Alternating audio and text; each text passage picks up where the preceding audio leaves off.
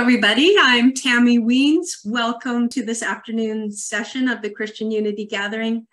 Today, we're going to be talking about the future of faith formation, and I'm delighted to welcome you as the Director of Christian Education and Faith Formation for the National Council of Churches. One of the great delights of my vocation is facilitating the work of the Uniform Lessons Committee. And I'm especially proud to serve in this year in which the Uniform Lessons series celebrates its 150th anniversary. Usually, a celebration of this magnitude would be recognized at our committee's annual meeting with a great host of denominational dignitaries coming from all over the country to bring greetings and pay tribute to the work of editors, pastors, publishers, and educators who collaborate in creating the uniform lessons. As an in-person event was not possible this year, our executive committee brainstormed some possible alternatives for honoring this milestone anniversary in the history, not only of Christian education, but in ecumenical partnership. And with support from the NCC staff and governing board, we proposed sponsoring a session this year, and here we are. So we are hoping in just 90 minutes to run through the past, present, and future of faith formation. Even as we recognize and celebrate our 150 years contribution to the faithful study of Scripture, we want also to look to the future. So here to start things off for us this afternoon is the Reverend Garland F. Pierce, an itinerant elder in the African Methodist Episcopal Church and a member of the Piedmont, South Carolina Annual Conference. Reverend Pierce has served his denomination and the wider church in several ways and places. He has been a local pastor. He has served on the NCC staff when their offices were in New York, and he has served in the World Council of Churches in Geneva, Switzerland. In 2016, Reverend Pierce was elected the 6th Executive Director of the Department of Christian Education for the AME, and I can wholeheartedly attest to his exemplary and sustained contribution to the field of Christian education across the whole church. I first met Garland when I attended my first annual Uniform Lessons Committee meeting in 2002, and it was then the 130th anniversary. And Garland and I both were elected to serve on an annual study plan committee. And that is the kind of project that requires a lot of grace and perseverance. Not only did we do amazing work, but I feel we planted seeds for an enduring friendship. I'm sure neither of us realized at the time in 2002 that 20 years later we would be serving on CUS, this time together, working on lesson outlines for 2032. So I am grateful not only to have Garland as a friend and colleague and brother in Christ, but in 2020, the Committee on the Uniform Lessons wisely elected the Reverend Garland Pierce as its 26th chair. And though we have had many chairs from the Methodist tradition, Garland is the first CUS chair from the African Methodist Episcopal tradition. I regularly rely on his wit and his wisdom, and I hold him in high regard.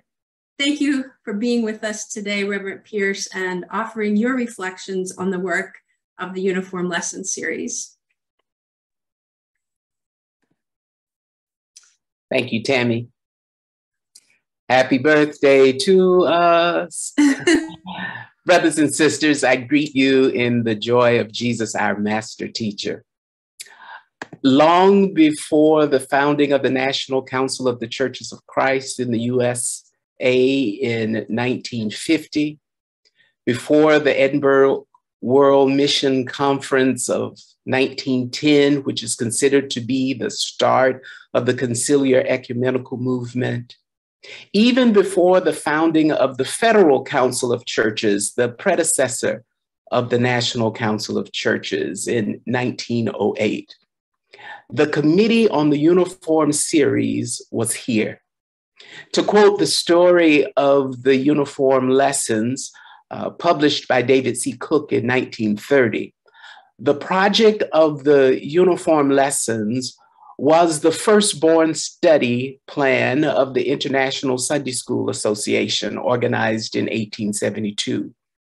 Its first appearance and use began in 1873. It was adopted as one set of lessons for all members of the Sunday school. And we are still here. Happy birthday to us. As we pause to celebrate 150 years of ecumenical collaboration and learning and the faithful study of God's word in community, we are reminded that Christian education is one of those historical streams of the modern conciliar ecumenical movement, alongside mission and evangelism, faith and order, life and work, and church and society, even if not always as visible or acknowledged as widely. In the CUS manual, the objective is listed. The Uniform series is a plan for study and reading the Bible. The objective of this Bible reading and study is to help growing persons increasingly to know the content of the Bible, to understand the message of the Bible in light of their experiences and relationships, and to be aware of God's self-disclosure, especially God's redeeming love as revealed in Jesus Christ, that they may respond in faith and love to the end that they may know who they are and what their human situation means, grow as children of God rooted in the Christian community, live in the Spirit of God in every relationship, fulfill their common discipleship in the world, and abide in the Christian hope. While Christian communities and the study of God's word may look different than they did in 1872, much is the same. People still turn to God's word for meaning, purpose, comfort, and direction. Whether it is in the sunbeam gathering of children who hear and fall in love with these stories for the very first time, or among our elders, our seniors, who find comfort in the umpteenth reading and engagement of them as they approach their earthly sunsets. There is power in the study of these, whether in US congregations or congregations in Puerto Rico or Nigeria, or in an international Zoom room, in English or Spanish, Korean or Yoruba. And CUS remains a unique ecumenical space where study, discussion, debate, worship, and fellowship happen interculturally, and where deep connections with the ancient stories of the text are forged with our individual stories and the stories which emerge in community. It is a model of unity in diversity. We celebrate all those who have led and participated in these processes, all who have written and studied and edited the lessons that have been produced from the CUS outlines these 150 years. Happy birthday, CUS.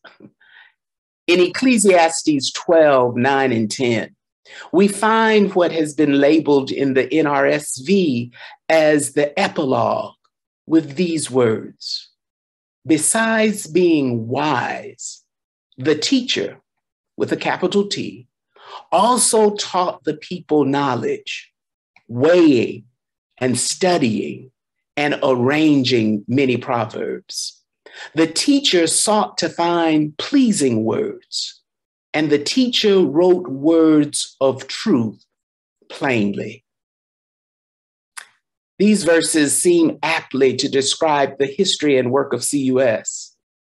While we celebrate 150 years, we do not see an epilogue, but instead a next chapter. So as we pause and remember, we also look to the future of faith formation and nurture. How shall we turn to these stories? How shall we link our stories with these ancient stories today and in the days to come? How shall we share our own stories in relation to those of others? Together. Some marvel at how far in advance CUS produces its lesson outlines. You've heard Tammy say that we're currently working on 2031, 2032.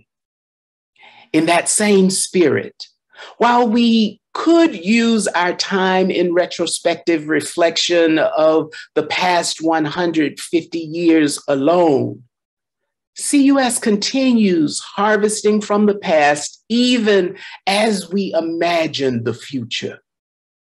So it's appropriate that the remainder of our time of celebration today and in the days ahead focuses on the next chapters of faith formation. Happy birthday to us and many more. Tammy. Thank you for those birthday greetings and reflections on our past. Wonderfully said, and good setup now to look to the future and here to help us talk about the next phase of what it means to be church and to do Christian education, or maybe not the next phase, but the continuing phase. I'm happy to introduce the Reverend Dr. Christine Hong. Dr. Hong is the Associate Professor of Educational Ministry and the Director of the Doctor of Educational Ministry program at Columbia Theological Seminary in Decatur, Georgia. Her research interests include anti-colonial and decolonial approaches to religious and interreligious education. And she's done extensive research in Asian American spiritualities and the spiritual and theological formation of children and adolescents in immigrant communities. Dr. Hong and I share a sisterhood as ordained clergy in the Presbyterian Church USA and in the practice of Christian education in the church.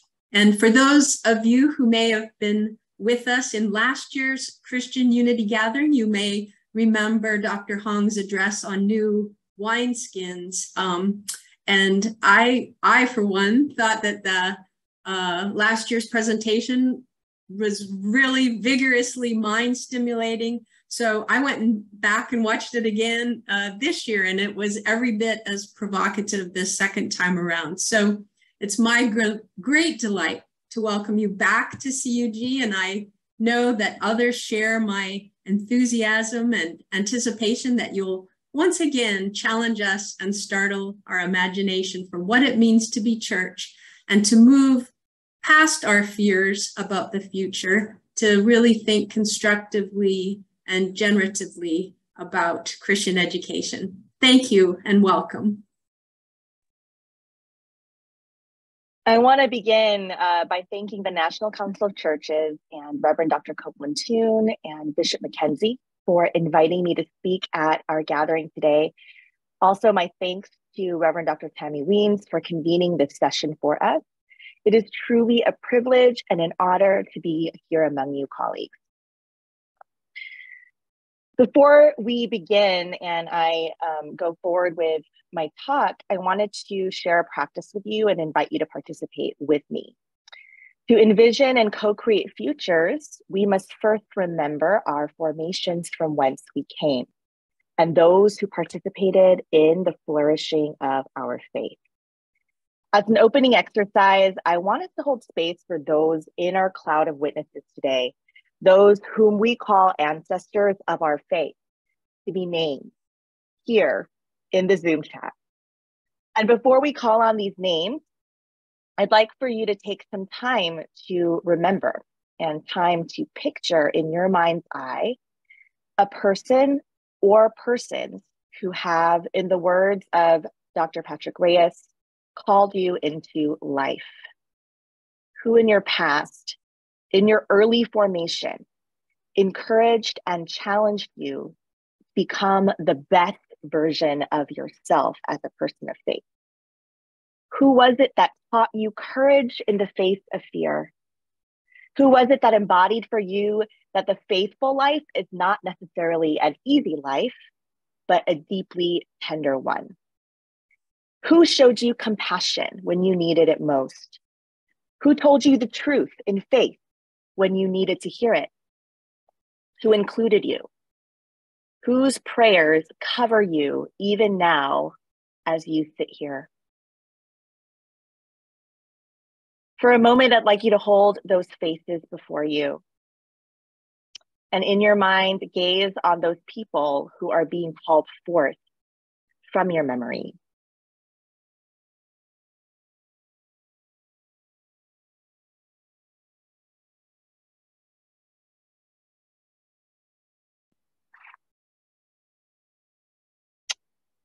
If you're comfortable and when you're ready, please type the names of those persons in the chat so that we can bear witness together to the people who have brought us and the church at large here today.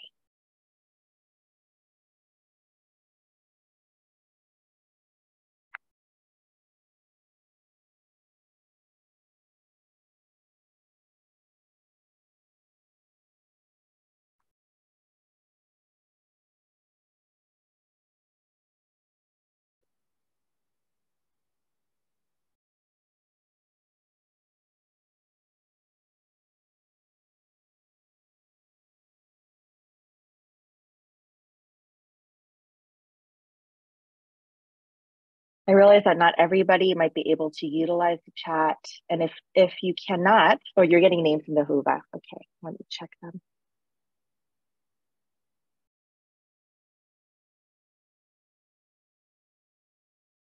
Great, keep adding those names as they come to you and as you remember them and as you listen.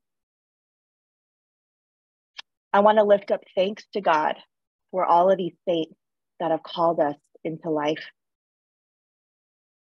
These folks, these people who have encouraged us in tender and challenging ways to become who we were meant to be for this moment, and who worked tirelessly and faithfully to build a future for us and with us. Amen. Friends, we're often eager to speak of a future without the careful examination of where we have been, who we were with, and where we are now. Yet, when I consider the future of faith formation, I first remember that time is actually not linear. We don't neatly move from the past to the present to the future. Time in our memory and experience overlaps and circles back and repeats itself through history, and it bends. We know this intimately in our human experience. For many of our people, when someone passes from this temporal earth, our relationship with them is not cut off or severed when their spirit leaves their body. Those relationships continue. And for many of us from different cultures and spiritualities, we have rituals and practices that are there to help us sustain and continue to nurture those relationships with the spirit of our ancestors. They are still very present for us, even though their physical bodies are gone. They are still beacons for our journey as we move forward into future. They are with us, just differently. In faith formation, time moves differently too. Life and death are porous. We talk about a Christ who was resurrected from death back to life. The future of faith formation, therefore, is being co-formed and co-created with those ancestors, including Jesus, who have called us into this space. If we are talking about the future of faith formation, we are also talking about doing things like revisiting past histories, and stories, and no longer gatekeeping who it is that gets to participate in the telling of those stories towards co-formation of futures. The future requires this radical inclusion when it comes to holistic and healthy faith formation. Therefore, the future of faith formation includes how we teach the faith through curriculum, lessons, and scripture, must include and center those whom the church has intentionally minoritized in its past and present. We have to re-examine where we've been. For instance, children and youth, especially Black, Brown, Indigenous, immigrant children and youth, have often been pushed to the borderlands when it comes to their participation in the church at large. It's amazing to me how we are so comfortable in the church talking about the future without children and youth present, particularly without the presence of Black, Native, and Brown and queer youth. What kind of futuring is it if we have not even invited those for whom the future matters the most into the conversation? Sometimes we will even operationalize children and youth as part of how we develop our teaching in the church. They're not willing co-participants as much as they are the objects of our lessons, our examples in teaching, and the optical markers of diversity. Even some Black, Indigenous, people of color congregation and spaces struggle to embody the full inclusion of children and youth as they are. As a result, the paradox we experience in some of our spaces is trying to think about the future when we are missing entire generations from our churches. Many of us struggle not only with including the voices of younger people in futuring, but with the complete absence of children, youth, and families at the heart of our congregational life.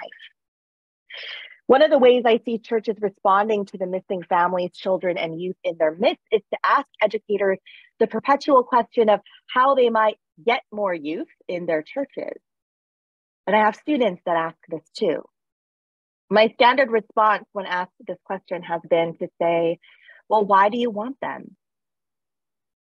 The answers I receive often have to do with passing on tradition, cultures, languages, and a very particular type of faith and theology that is tied to the past without consideration of the particularities of the present time that children and youth navigate daily, and without integration of the questions children and youth are asking right now about God, faith, the world, and themselves. You see, we're eager to shape the next generation of Christian leaders, but only if they will be like us, made in our image. We perceive children and youth as adults waiting to be formed in particular ways that will eventually signal to us that they are ready to finally join us in greater capacity as members.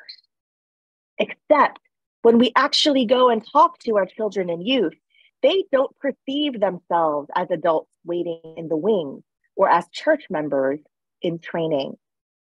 And unfortunately, regardless of how expansive and expressive our church curriculum and lessons might be around the full inclusion of children and youth, when congregations don't practice expansive collaboration with our children and youth in real time, in real life, we can deliver conflicting messages.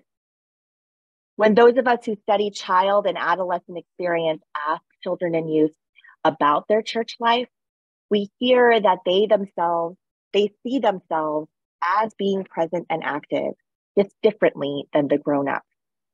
They might appear to us as spending lots of time on screens, but they assure us that they are indeed listening and learning, even though they might not appear to be.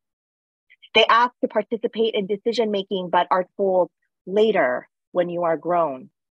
And there is frustration that somehow they are perpetually seen as not enough and not yet. And that grown-ups talk about and to them more than they do with them. When we seek to bring in youth for the primary goal of shaping the future to look like the past, just through different bodies, we do a disservice to the transformative power of the gospel and the opportunity to be transformed through the current experiences and wisdom of children and youth, for they do indeed bear wisdom. How might the way we teach faith in congregations attend not only to the formation of children and youth, but work with children and youth for the co-formation of adults, whom our youth and young adults in particular desire as partners and collaborators of a shared faith life? Children, youth, and young adults have wisdom to bear and share for the present and also for the future. When we exclude the gifts, wisdom, and stories of children and youth, especially children and youth of the global majority, children and youth who are queer, and children and youth who are disabled and neurodivergent, we deny ourselves the holistic and faithful future we have said we are committed to co-forming with God's Spirit. When we only perceive and interact with children and youth through the lens of not yet, we deny ourselves the presence of Jesus, who came to reshape the present and the future and reinterpret the past in radical and discomforting ways. Imagine for a moment if the adolescent Yeshua had not been permitted to open up the scrolls and speak at the temple that day. Futuring is something we must do together with children, youth, and their loved ones. It is not something that we do on their behalf. Jesus said, "Let the little children come to me." It was a futuring posture Jesus was taking. Let the little children come to me.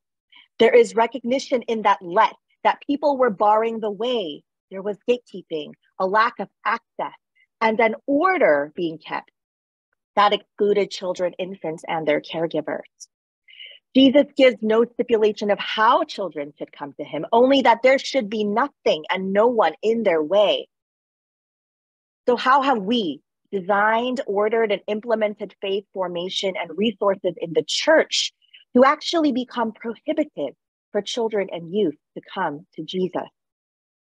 In what ways have we predetermined that children, youth, and young adults will not be the storytellers, story keepers, and wisdom bearers of faith until they have their own gray hairs? The church is not ours to pass down or give away when we are gone from this earth. It is God. The future is being co-shaped and co-formed in the now through our decisions about who will and will not be included in that futuring. Our faith is formed in both our relationships and our lack of relationship with one another and with the divine. So whose stories do we tell? And who gets to tell the stories of faith as we prepare to live into the future that is already upon us? I want to talk a little bit about who gets to tell those stories. The church has always taught faith through a multiplicity of stories that are now part of lessons and curriculum designs and even part of our scriptures. But we kid ourselves when we believe that all the stories we have told are true, or that all the stories we have told must continue to be told in exactly the same way, or that all the stories that we have told are for good, or all stories are faithful to the Spirit's call for justice. We wield power when we tell stories for faith formation. And in the words of theologian C.S. Song, story power is never neutral. Stories have the power to reveal and to conceal. Stories taught by the church have revealed truth and erased truth, and even entire people. We need only to examine scripture as we have it now to know that women have been excluded. We guess today at what women might have said. We read in between the lines to hear their voices and to garner and harvest the wisdom that they bore. And the fact is, the church is less today because of the erasure of women's voices and stories. We have only to examine some of our seminaries and who and what we are teaching to know entire geographies of people, their histories and faith stories are missing from our official core classes and our unofficial academic canon. We are left for the lost stories that might have spoken truth to us in those times where we as the church needed correction and accountability. As for the stories we still have, they are varied and conflicting. There's no such thing as the one story of the church. or the one formation of faith. Without all our stories, our futures become less. And when the impetus is to erase stories or to neglect to recover the stories that have been made invisible, especially the stories of faith from global majority peoples, we are that much less in our formation, and the future is less vibrant. The impetus to ignore, to cover up, and erase the stories of the minoritized comes from the fear of not being able to control the narrative, the fear of coming to terms with our failings as the church and the harm that has been caused through education as malformation. We can't be afraid of the stories that reveal truth. Truths that tell about the church's complicities to violence. Those stories are necessary revelations, helping us respond with the changes that we need and to co-create to reduce the harm we perpetuate into our shared futures. Stories, especially the stories of people who have survived erasure, can shape and reshape our collective histories and present and call us into that future together. Dr. Tomi Oradian says, some people don't know that they are survived. Some people don't know that they are survived. Some of us have survived the faith formation and malformations of the church. Without acknowledging these survivals, what people have survived and how they have survived, we cannot talk about a future of faith formation that's meant for us all. For some of us, without acknowledging that we have been survived by people, we cannot join in the liberative future our ancestors call us forth. Therefore, the future of faith formation is about telling the truth. The future of faith formation is about truth and authenticity and the radical disordering of society, systems, and structures that, quite honestly, the church has deified in its past. We must be honest about what scares us about the future. A future where those who are culturally given dominance and privilege because of whiteness and maleness and cishetness and ability must give up and share power to be free. We must come face to face with the practice of telling truths for just futures so that we might no longer be complicit in the malformation of people into generations. In what ways have our past and present faith formations done injustice, caused harm through racism, otherism, and forms of erasure? In other words, through dehumanization.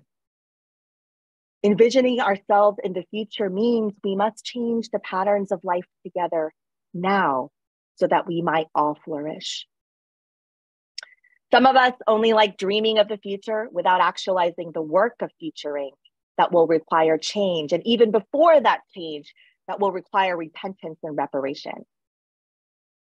What I learned the most from interviewing and hearing the stories of adolescents in the church is how earnestly that they want grown-ups to face the truths that adolescents understand about the future that they are preparing for.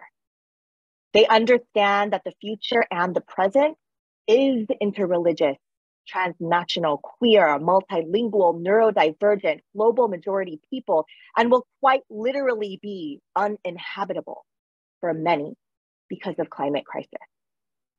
And they are asking the church to address now, in truth, their very real and profound concerns about the world and the future that we are coming into, whether we like it or not. And they are saying, can we co-teach and co-learn together towards that future? For many adolescents, their decisions about whether faith formation will happen in the church are tied to whether the church will take seriously the truths before it. They understand that faith formation doesn't only happen in the church, in congregational life, or through written and programmed curricula. Adolescents today understand that God, because God is bigger than all the institutions that we have, will form God's faithful people in any place and any time and under any circumstances, with or without the institutional church. But if we, the church, want to participate in that faith formation that the Spirit is already doing among us, we must remember that faith is formed in response to how we meet the truths of the moment.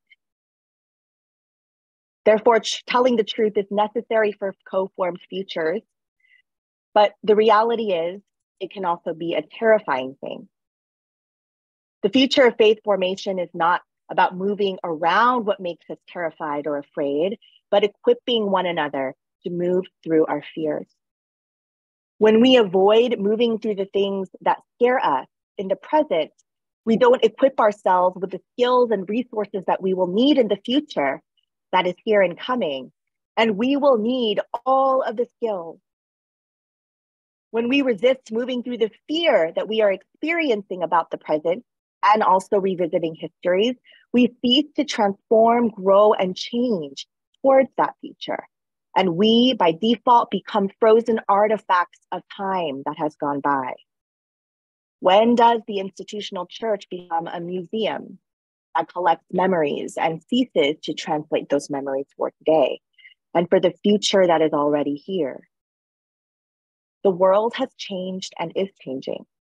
So those of us who want to build spaces and resources for intentionally building up people in faith must change too. So the future is really about mutuality and interdependence.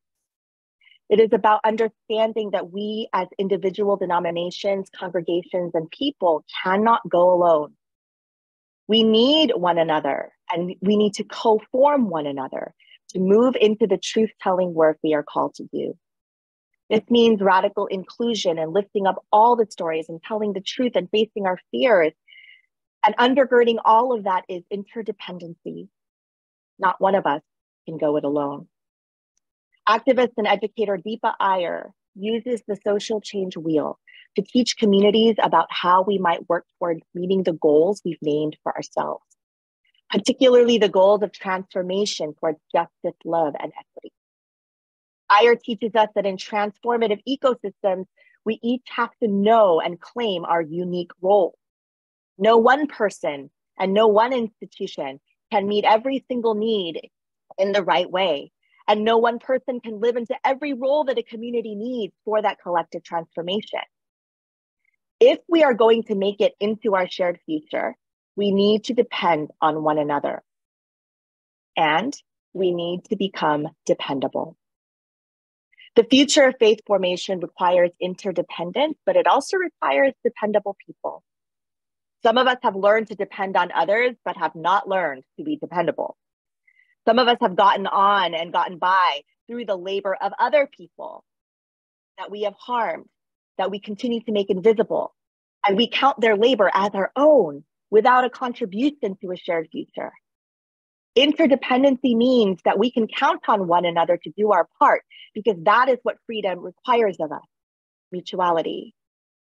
Each of us has the antidote to another person's ailment. I learned interdependency like this when I was a child through something that is a Korean folk tradition called yaksun. In this Korean folk tradition, grandmothers and mothers will chant a rhythmic folk song for children who are feeling ill.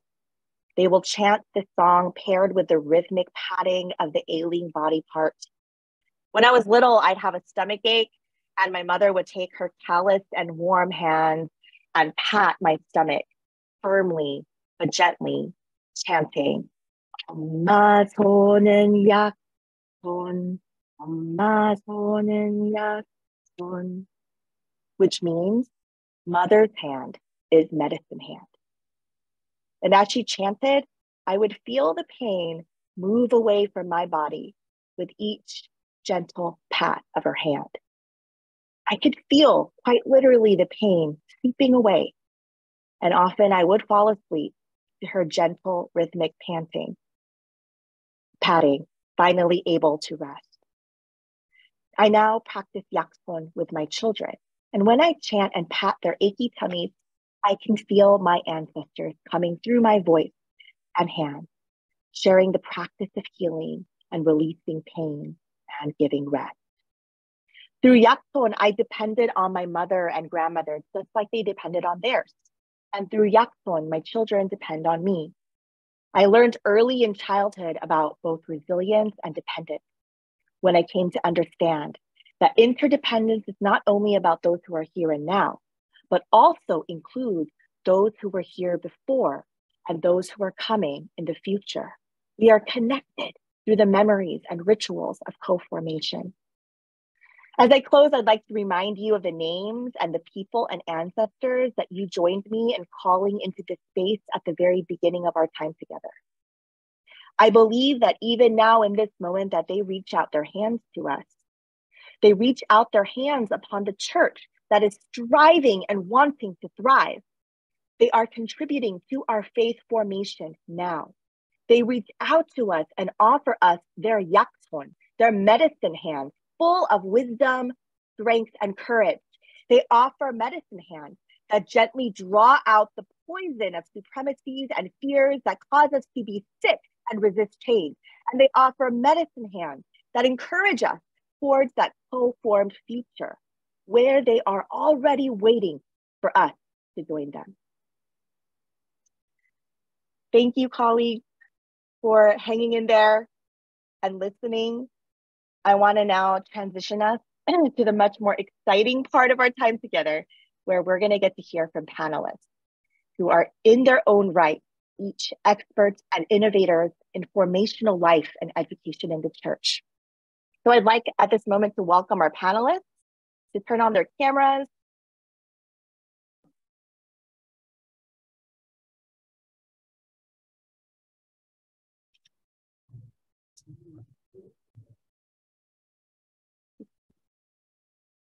Okay, thank you. Welcome, everyone. I am going to invite you each to come into the conversation by introducing yourself, including your name, your title, your ministerial role, and sharing with us your perspective on the future of faith formation, as well as anything that you would like to respond to in the address that was just given. And then after we hear from each person in the time that we have remaining, I'd like for us to open up for questions from our audience and those who are joining us, and even for the questions that you might have for one another. So I'm going to go ahead and call on friend and colleague Marisa to introduce herself and share with us her own perspective. And then Marisa, if you would then call on another colleague and we'll mutually invite one another. Will do. Thank you. My name is Marisa Galvan Valle, and I am the senior editor for Spanish language resources in the Presbyterian Publishing Corporation, which is the publishing agency of the Presbyterian Church USA. And I'm also a very part-time pastor at a small church here in Louisville, Kentucky called Beachmont Presbyterian Church, which has taught me a lot about the present and the future of faith formation, because it's an intercultural church that has people from the United States, but also from different parts of the Caribbean and South and Central America, and also as far away as the Philippines. So it's a really interesting way to approach Christian formation or faith formation from that side. I was listening to Christine, and specifically I was thinking that there is a song in Spanish about, that has to do with healing and children. I cannot quote the whole thing because some parts of it are kind of weird, but it just it's the rhythmic side of heal, heal. If it doesn't heal today, it will heal tomorrow. So that is a good reminder of those ancestors that tried to heal with, medicine hands.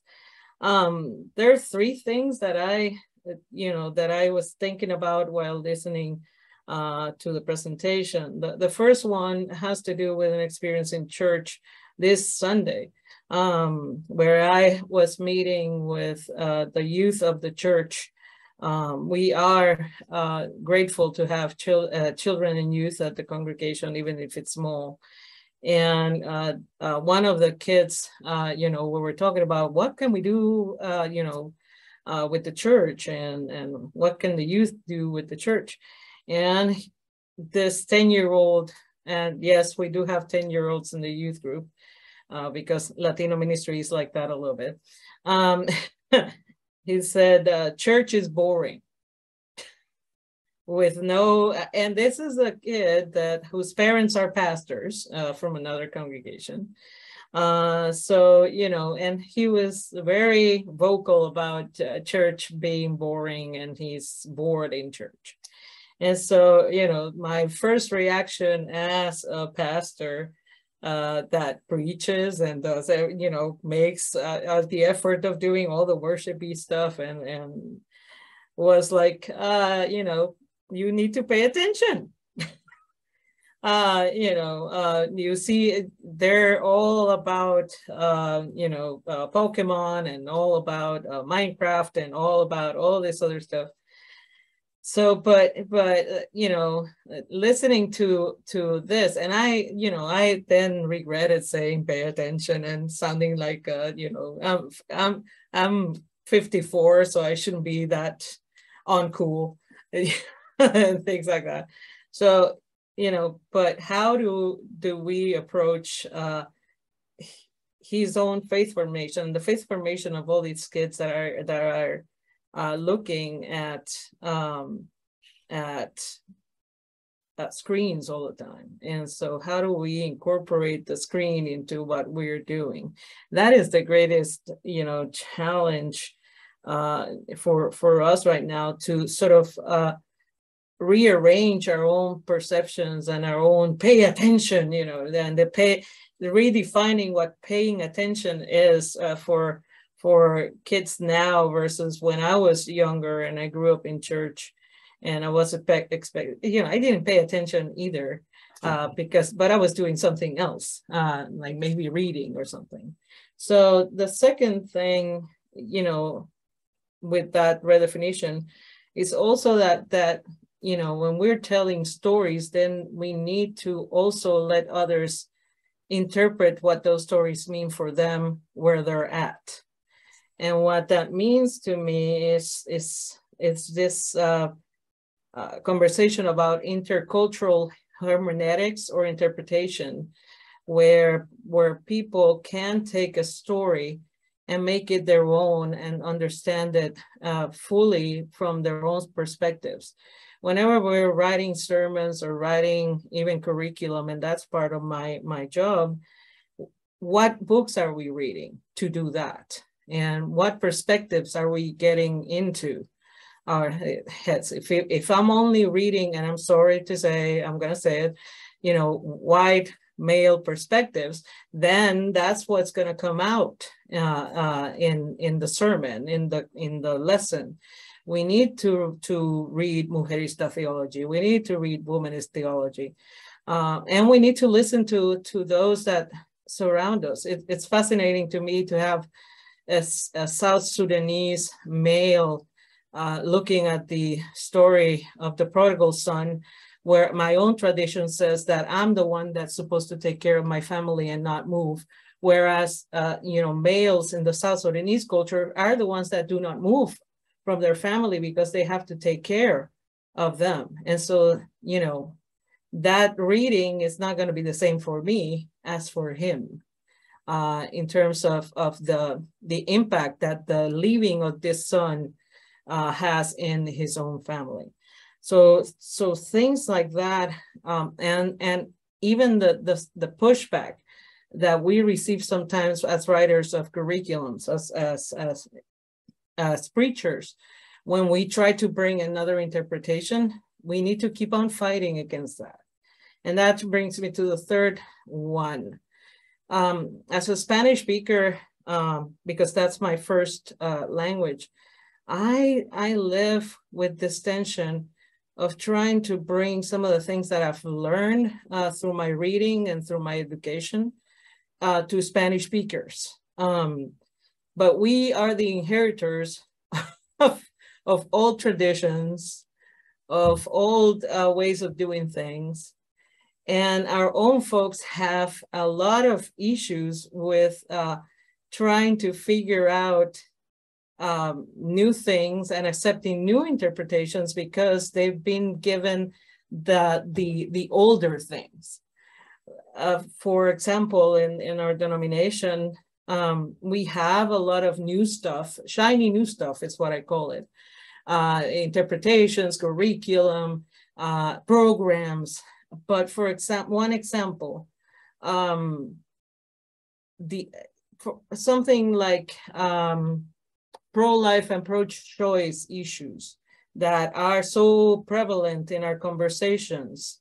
We have a lot of things in English, but hardly have anything in Spanish so that our churches can speak about those things. And then what they receive is what they hear from all over the place, which are not necessarily faith-formed. They're politically formed. They're some culturally formed, but not necessarily looked at from a side of faith that can allow them to decide what is life, what is choice, and what are we supposed to do with all of this. So in the way that we are not providing materials for Christian education that are up to date, that include the conversations that we're having in seminaries, in places where people are challenging and doing other interpretations of materials, then we create a chasm in which my folks that are Spanish speakers find themselves not being able to grow and to think and to develop their faith in a way that allows them to be relevant and allows them to be even happy, to tell you the truth. So that inclusion that Christine was talking about is so important, but it goes beyond English. It has to happen in all of the languages that we work with here in the United States and in Puerto Rico. So, and anywhere else in the world. So, to me, the future has to be multilingual and has to allow for me to do this presentation in my own language and not in English necessarily, with people listening in those different languages. So, and that's it for me, because I have a bunch of notes, but I'm not gonna talk anymore. So thank you.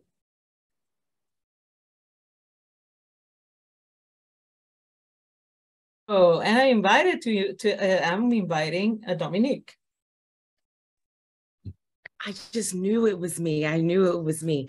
Good afternoon, everyone. My name is Dominique Aisha Robinson. I am an ordained itinerant elder in the African Methodist Episcopal Zion Church, and I have the distinct honor, privilege, and joy of serving as the John E. Hines Assistant Professor of Preaching at the Seminary of the Southwest in Austin, Texas.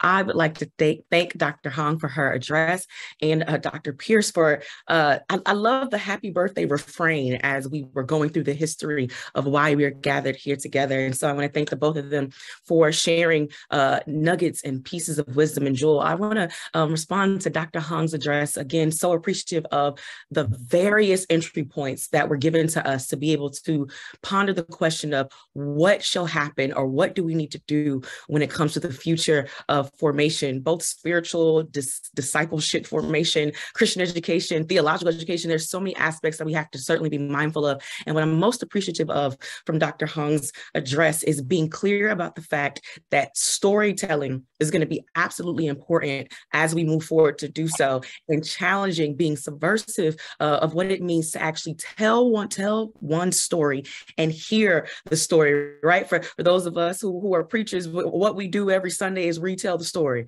over and over again. And so what happens that allows the story to be creative and understood and respected? And I appreciate how when she was telling us to make sure we not just tell our stories, but we hear other stories, that we're aware that there are painful parts of the story. that in this, we have to be honest about what truly has occurred, what has impacted our current circumstances. And in telling the truth, dismantling the systems that have oppressed us, that have played a role in harm, that it will be helpful in standing in that honesty and that truth that will help us with better formation for the future. And so I want to thank you, Dr. Hong, for bringing that to our attention, the hard work of being honest, of what role did we play in being a perpetrator or an oppressor, even when we find ourselves being a part of a traditionally oppressed population. In what ways have we been stewards of the power and privileges that we have? And so thank you for reminding us of that. I'd like to contribute to this conversation some work that I've done called iHomiletic that allows me to think about how we move forward into formation. I have argued back in 2017, don't ask me about being published, check Academy of Homiletics. I'm still working on it. All scholars know sometimes you just can't get to it. So I want to present this as a piece of what I believe will be helpful for us as we move forward. For spiritual formation, we have to remember that it needs to be not just telling the story, but a work of being collective, being connectional, as my church would say, being connectional, remember that we're doing it together. But also in doing that, recognizing that the story also has to be done in multi-mediums. So what would it look like for us as Christian educators, as theological educators, to actually create video games that do the teaching? Because we do the work of meeting people where they are in virtual spaces well before there was ever a pandemic, well before we ever had to do virtual preaching. What would it have been, what would have it looked like? So iHomiletic argues this, that if we as Christian educators and preachers shape our sermons and our lessons and our programming the same way that Apple markets its products, that we may not miss a group of people while we're doing the work. What does that mean? Is that we work to get content to be sleek, compact, concise, user-friendly, and here's the challenge for us, always ready for an upgrade. For those of us who are Apple users, we know there's something very interesting about Apple. Every now and then, quite frequently, they'll send us an update and tell us that it is necessary for our phone to work at optimal levels. And eventually, we will have to move to a new device because the update in the software is no longer compatible with the actual hardware. And oftentimes we as the church get too comfortable being a piece of hardware without moving through the upgrades of the software to be able to continue to be a use or a medium of communication. In some ways, I guess the biblical language would be, new wine and old skins, right? Or vice versa. And so what would it look like then for us as we move forward in doing Christian formation and discipleship? What would it look like for us to truly meet individuals, not just young people, in the mediums that they find themselves daily? What would happen if we created software and networks like Google Docs, like Microsoft Office, where the church functioned in such a way that it was that connectional, that accessible, and that always in a place for an upgrade? That's what I would like to contribute, because I know we have a few other panelists that need to jump into this conversation. And so what I would like to do is invite Reverend Tony to the space to share. Well, thank you very much, Dominique. I'm Father Tony Brame. I'm the director of Holy Cross Orthodox Press from the at the Holy Cross Greek Orthodox School of Theology. I'm a Greek Orthodox clergyman, and I'm looking at who some of the attendants are. I was a longtime member of Faith and Order and on the governing board of the NCC, and it's good to be in this space, even if it's virtual again. But I've just finished 15 years as the director of religious education for my church, for the United States of America, where I had to think about these things both in terms of what kind of resources does one need to make, and what are the concerns that we all have. And I want to pick up one tiny morsel from Christine's presentation that really spoke to me, that I think is powerful, and I think might be at the core of our challenge, and how she kept thinking about it in terms of how this is a communal process. Faith formation is ultimately a communal process. I think of formation, and I think we need to be really clear about our use of the term formation, because it's been in vogue a lot in youth ministry and educational terms without clarifying really what we're talking about. And I think of formation as the hands of a community the church that touches the life of a person in a lifelong process of growing, as we would say in the Orthodox tradition, of becoming like God. Theosis, as we use in our tradition. And it happens in lots of different ways. So it's the work of a community. It's an artistic process. And here I think of how the prophet Jeremiah talked about, go down to the potter's house, and there I will let you hear my words, and the potter's working at his wheel. And I think we're all familiar with that passage from Scripture. So there's a formative of an artistic process at work that has to take place, rather than a curricular kind of, which becomes very kind of quote unquote scientific or structured approach. All of us have ever worked with clay or in the arts know that things go well, things don't go well. It's always a work in progress. But when I think about community, the first thing, and again, this goes into Christine's presentation, I think it's not limited to those of us who are walking around at this moment. I think it's, some people say, the tyranny of the present, but it is a past, present, and future endeavor. So we have to think more broadly in those kinds of processes. How will our past inform our present? How will we deal with our past to critically understand it, to think about it, to understand it, to know about it, so that we can wrestle with it in time, in the present, to shape of the future of a church that is yet to happen.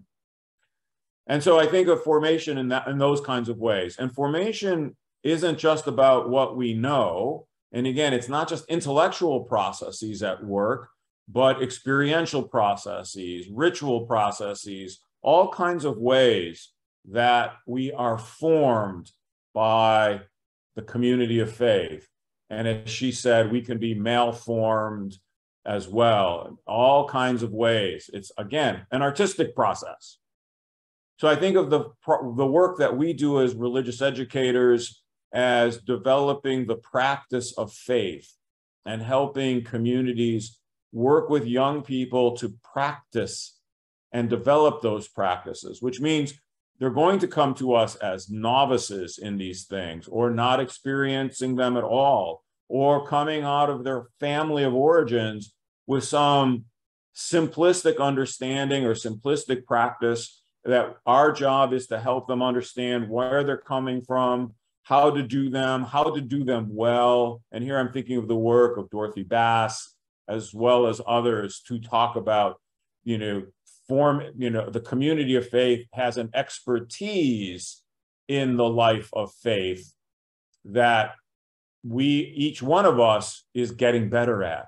And it's not just them as novice learners, but thinking of ourselves as continually learning, continually novices, growing in this practice. So faith formation is developing that practice. And what then becomes that future is thinking about what is the life of the adult in our community of faith. And here again, I think we have to go back to our scriptural roots, which is a life of worship, of being together as a community, a life of service to our neighbor, writing that term service and neighbor in very broad terms, to think globally as well as who is being served, those kinds of things, and also sharing this tradition of faith with others, both within our community and outside. So finally, for me, and again, before I introduce Carmichael, so it's warning you, Carmichael, to be ready, to think about how do we begin to do that? What are the curriculum questions? And we're working with young people today. The first thing is this dialogue between what we want them to know as church, or what we think they should know as church, but also what do they want to know about the church or their lives of faith. And that begins it's as simple as asking them. In my work, we did some really interesting work with young people a few years ago, where we sat down with them and said, we're going to work on this topic. What is it that you want to know about it? And we just met with them. I just like a focus group, and just started jotting notes. And it's surprisingly, some of the questions were those of us that were creating it, we would have never thought of. And it forced us to rethink what we know and how we present it. But then they were very much interested in very big, and these were at junior high, high school, young high school students, very ultimate kinds of questions like, is this story we're telling them true? And that's, when you think about that, that's big. Why do we say that this is true? And what about it is true? What makes it true? And you don't expect, we might not expect that from a 12-year-old, but that's what they're thinking about. And so, but it forces us to take our preconceived ideas and our affirmations of what we are convinced by, and know that even though they've been around it, they are yet to be convinced by it. And we need to wrestle with those things. So it's a simple, quote unquote, as listening to them and walking with them and knowing that the church, while it has its commitments, it is a space that is open to very, very basic and fundamental questions that force all of us to wrestle with. Yeah. So thank you for paying attention. I want to introduce my friend Carmichael Crutchfield to speak next. Thank you, Tony. Yes, I'm here. Thank you, Tony. First of all, let me say thank you, Dr. Hong, for a presentation that really was challenging, as well as a place where it caused my mind to really to go back into time, as well as to go into the future. As you were speaking throughout your speech, and to my colleagues who are on this panel, and many of you have said some of the things that I would say, but the word that first comes to me is future. And for me, future is that I have to believe there is a future. And I believe that future because I have a hope in something greater than myself. And that's what sustains that future for me, that hope that is in God. But I also heard in your presentation, I just recently completed 2 books, and one on formation of a people, and have done a lot of teaching around faith formation. And in the other book about pressing forward, where interviews with young people, and the whole sense of how formation might take place with them and how it has taken place. But I at the end of your presentation, when you talked about your growing up, it took me back to my growing up, and that I lived my entire life in a 3-generational house, where my grandmother was there the entire time until I went to college. I have only really sort of recently seen the value of that 3rd generation in the house, because some of the things that she would do, I don't think my mother or my father would have been able to do those things because their experiences weren't there. So the first word that comes to my mind is about faith formation. Formation is intergenerational. I am very much convinced in my own research and my own teaching that one of the things that may be missing in many of our communities today is that we have taken away, in many ways, the intergenerational aspect of education. We've allowed ourselves to divide ourselves into age levels, so much so that we've divided ourselves to the point where we can't be formed together. We can't even sing together, because we have to have several different types of versions of singing because of our intergenerational malformation, we might say. Another thing came to mind, of course, was storytelling. I have always been a believer in storytelling, not only the biblical story, but the everyday story that Anne Wimberly talks about in her story linking book on story linking. is the whole sense of that, the everyday story, how it connects to the tradition, how it connects to the Bible. And all of us have these everyday stories. And so it led me to be in my book about formation of people, that one of the things that I believe that formation in the future has to do with testimony and our witness to other generations, younger generations of our own stories, our stories that just like you told, Dr. Hong, that's a powerful story to tell to the next generation. And all of us have these stories. And my daughter, when she was growing up, would always tell me, Daddy, you should write a book. You got a lot of stories. So I took her advice and I wrote a book. A lot of stories that we do have. And it led me to the other piece of what really, to me, where faith, and Tony alluded to it earlier, that it's a communal thing, that community building is extremely important in the formation, the faith formation of people, no matter what their age might be.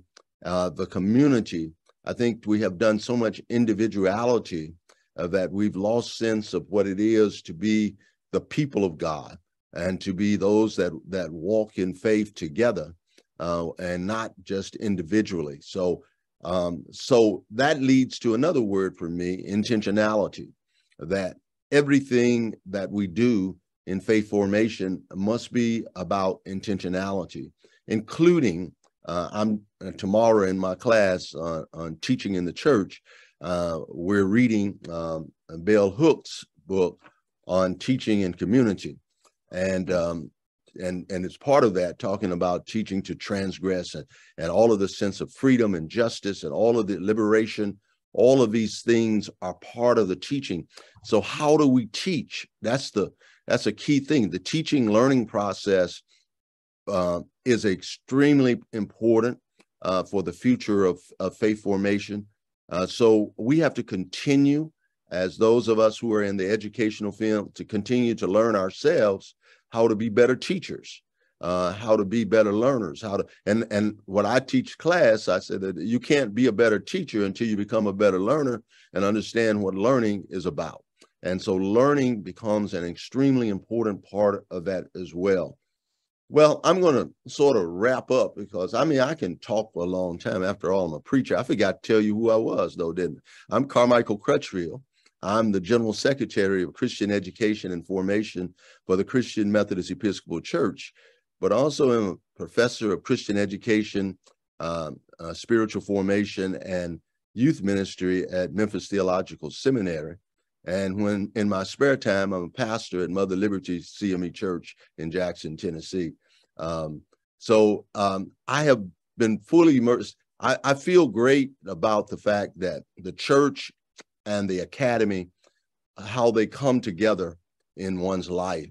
I wouldn't advise anyone to do what I'm doing, but I would say that it's important for we who are educators in the academy to make sure we have a foot in the church, because otherwise we'll just become intellectual weirdos and not in touch with reality.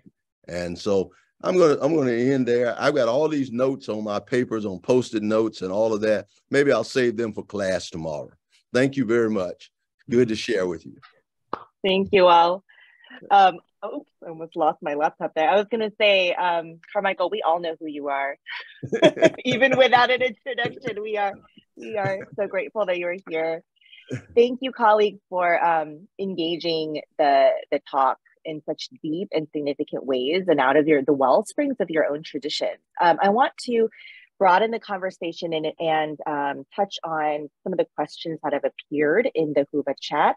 I want to start with one that says, what is needed to move past our fears and about the future to address the spiritual hunger, in particular of children, youth, and going back to Tony's statement, to include adults in that as well? What is needed? So maybe another way to frame that is, what is most urgent to address in terms of the spiritual hunger of the people that we work with? And anyone can jump in. Well, I'll jump in. I think that what's needed is conversation, dialogue, and how we create that dialogue. I mean, it certainly takes leadership to create dialogue. And so it might be said that one of the things we need is leadership. That's what, and the leadership in the sense of helping to create dialogue among, and I'm again about intergenerational dialogue. Many of the things that we say are wrong with young people, we just say them from a distance. We don't have a sense of really what's going on because we don't immerse ourselves with young people and have conversation. And it's interesting. And doing the interviews for the book, I mean, it's an interesting thing to find out what's real and what's just fake. And of course, one of the issues that young people have with adults is that our authenticity is not there most of the time. We live in a world that's not really authentic. Yeah. So anyway, that's my contribution to that. Thank you. Tony? Yeah, I think part of it is first recognizing that such a spiritual hunger exists, right? Off of what Carmichael just said, the fact that when you get into the conversation and you can create those spaces where people can feel comfortable, safe, whether it's one-on-one or in small groups, whatever, you come away recognizing that this hunger exists, and not just in children and youth, but it's ourselves as well. I think all of us have to be worried about that. You know, the deep concern that all of us, I think, have about our world right now, and that at the core of those concerns is a spiritual hunger, whether it's authenticity, the recognition of sin and injustice and all kinds of things, that we can, begin to talk about them honestly amongst ourselves. So, and then leading to, I think, good, faithful education about, maybe some of these situations have a novel piece to them because we live in the third decade of the 20th century, or the 21st century rather, the third decade of the 21st century, but the church has faced crises in the past, and we can learn from that as we begin to move forward, and to say there's something in that past crisis that we might be able to glean from, so that we can move forward as church, and as Carmichael said before, walk together as people of faith. Thank you. Yeah, it's got to be. It just can't be nice conversation. Thank you very much. Nice. What are you going to do for me next? What's happening next? Yeah, and I'm reminded of what Carmichael is saying about that intergenerational piece. It's also the generations that have gone before us, and and when we do possess fears about the future, we don't, as adults, possess those fears in isolation, right? Like youth and children are watching and observing, and also internalize fears that we hold in different ways. And so we share, even in unintentional ways, fears, and we can also share strength, right? We can also share wisdom across those generations too. Marisa? And then Dominique? One of the things that I think connects with fear is the fear of losing power. And the church for centuries have been based on power and the need of us to not only to let go of power, but to share power with those, with every generation that is part of our ministries. Understanding that they are going to be where they're at. And I think, Dominique, I love the idea of creating apps that are cool, because I've seen some things out there that are like, but, meeting people where they're at. Whereas if I have to learn about Minecraft and Pokemon, I will learn about Minecraft and Pokemon. If I need to watch movies that are weird, it's something that I need to do in order to establish conversations. And also I think somebody mentioned Diana Butler Bass, is understanding that there are several ways of faith formation that are not necessarily just sitting in a room learning, with somebody lecturing you about the Bible. It's about belonging, it's about behaving, it's about believing, and the ways that can impact your faith journey. So we have to provide for all of those experiences. And I love the intergenerational side of things. I think mentorships have to be intentional. And also when we promise, when a child, in our tradition, we believe in children's baptism. If we say we're going to be an important part in the faith formation of that child, then we need to own up to that. And so, but we need to start with owning up that we have held on to power, specifically some of the, older generations of the church, white generations of the church, and to then figure out, what is fearful about letting go of that and opening up the possibility of connecting in different ways than what we've used to do before. Thank you. Dominique?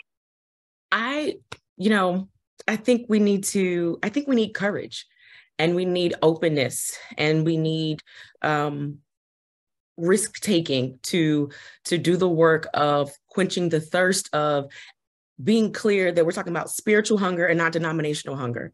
Because I think oftentimes when we hear the word spiritual hunger or spiritual journey or spiritual formation, this is not new to this generation, though it seems very obvious and or emphasized. This generation, and what I mean by this generation, millennials, Gen Zs, alphas, those thereafter, I do think that the pandemic has helped many persons, particularly those who are Black and brown, where it was taboo to speak about mental health, get to a place of comfort, and to say this is appropriate to discuss this, and the means to gain stability and or health or wealth went beyond your denominational practices of spiritual practices.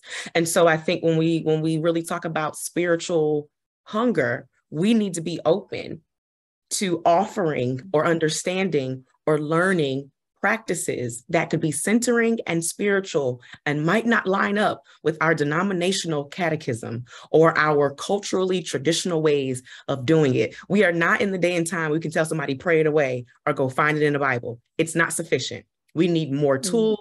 We need more sacred texts. We need more sacred practices that are considered a part of the canon that we do. We can't say that's just something we don't do anymore. We have to consider it if we're really looking to quench that hunger or that thirst. We just have to be open to doing that. And it's a place of discomfort for many people. And as you brought up in your presentation, Dr. Hung, being able to, and like you said as well, Dr. Carmichael or Dr. Crutchfield, to that generational work. This stuff isn't new, right? So if I talk about my people and my tradition and my culture, for me to talk about, I drink ginger tea, it's the same thing that my grandmama said, drink some ginger ale, have a saltine cracker and sit down somewhere. Yeah. It would so it's not this new aspect. It's remembering, recalling from our ancestors and the people that went before us. Some stuff worked, and we need to be honest about that. It did work. So what can we do about what worked and bring it into this current day context and be okay with also adding to it, maybe taking away from it and not dismantling all of it. And so I think that being open to doing that and taking that risk and being okay with being uncomfortable until we figure it out is what we need to be able to overcome the fear of change and address the strong desire to meet the generations that are coming.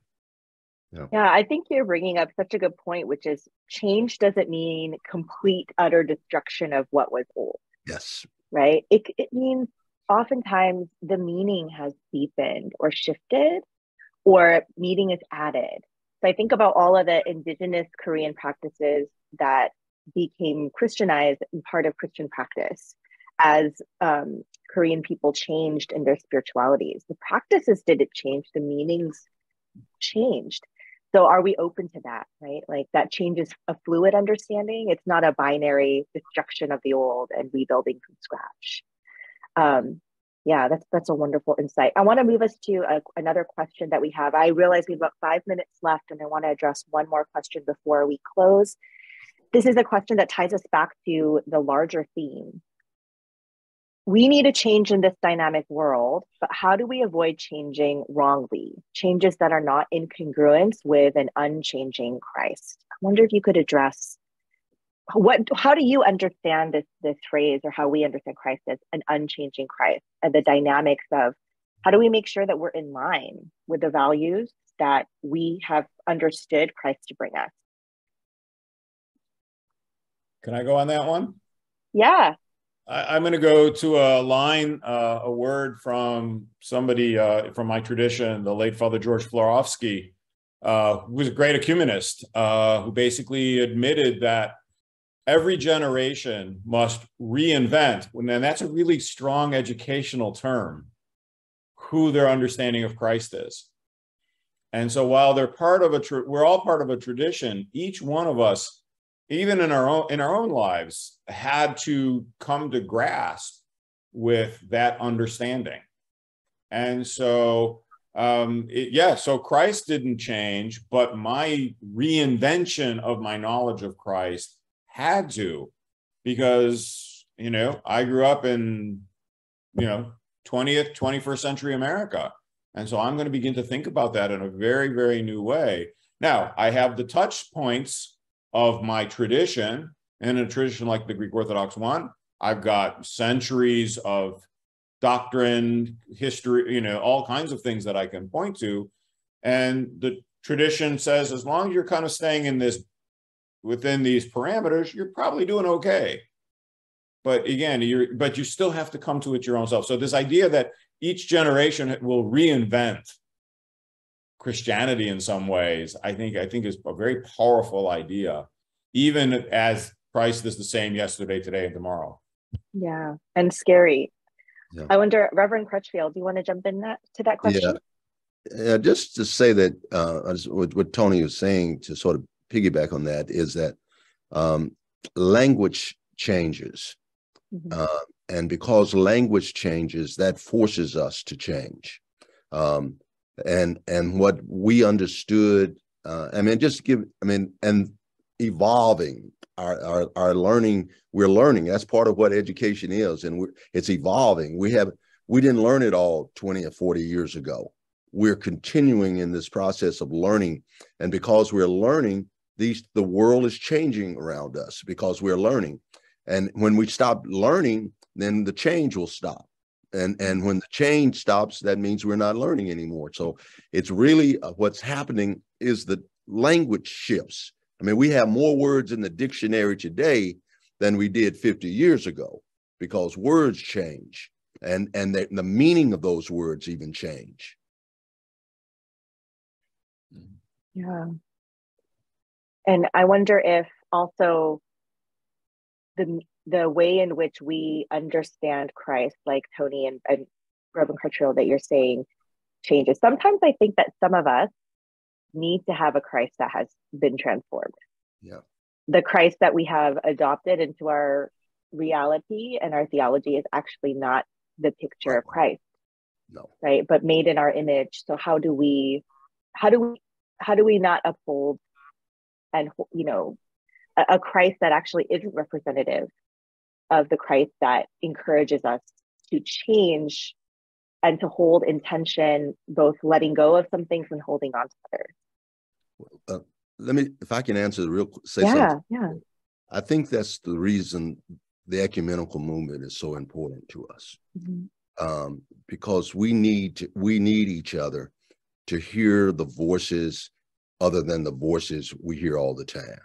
Mm-hmm. Absolutely. Yeah. And why conversations like this are so important. Yes. Yeah. Any last words, colleagues? Can I call you in a minute? Sure, Marisa. It's so interesting. When my first reaction to this question was, what unchanging Christ? Because reflecting on what you were saying, Christ has been changed throughout the centuries. We have gotten it wrong a lot of times. So we're not necessarily, how do we avoid changing wrongly? We have a lot of examples in art, in curriculum, in ways that we speak. There's, as an educator and as a preacher, I worry constantly about the version of Christ that I'm seeing in the news media and in politician speeches and things like that. So, I could say in a basic way, let's go back to the Christ of the Bible, but we have gotten it so wrong as well there in a way that we interpret. I still remember, one of the prosperity gospel folks in Puerto Rico saying that the whole perspective of Christ being poor was wrong, and that he wore the best clothing and he did all this other stuff. And I'm like, where do you get that from the Bible? So, we just need to keep on evaluating what we're putting out there and what we're presenting and how we're speaking and how we're acting in the name of Jesus. Yeah. And I think I could, yeah. I mean, I could sum up, just because we're out of time, what I'm hearing everybody say in their own way is that we need to do better at talking to each other. Yeah. We need to do better at, and that is really what maybe God is requiring of us in this moment as we think about future, right? Like, we need to do a better job of acknowledging one another's voices and stories, and getting into hard conversations, because that is what the future is going to need. So I want to thank everybody for being here, all of the attendees, but also my fabulous colleagues who presented on this panel with me this afternoon. Thank you all for being here. And I know we only have a few minutes until the next session, so we will leave you now to head over there. Okay. Take care, everyone. Take care.